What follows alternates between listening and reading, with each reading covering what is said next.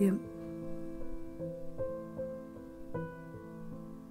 Hvad er et hjem?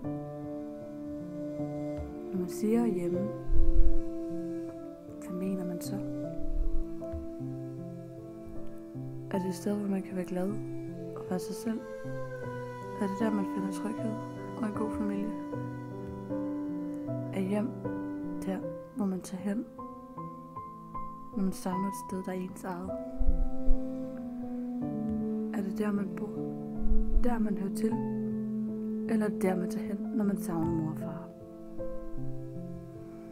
Er det der, man løslader alle de tanker, der har ramt en i løbet af dagen?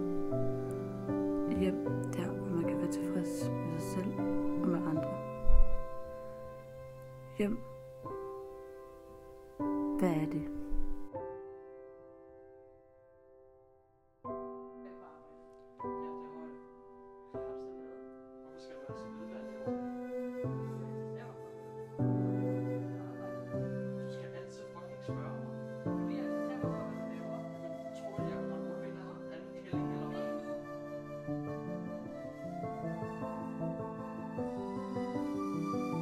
Det er måske der, man har skænderier og vrede og uvenskab.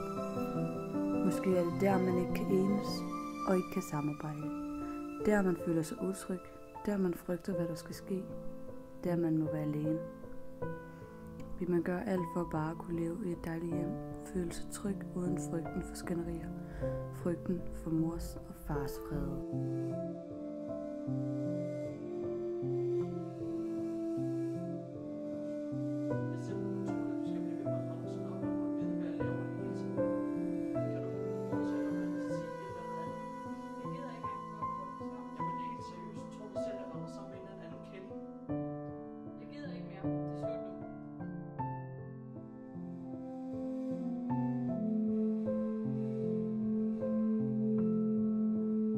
Lykke hører til hjemme.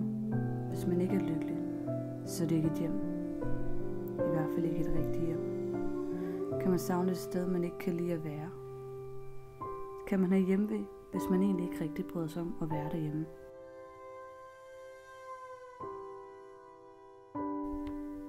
Et lykkeligt liv, det behøver ikke være derhjemme sammen med familien.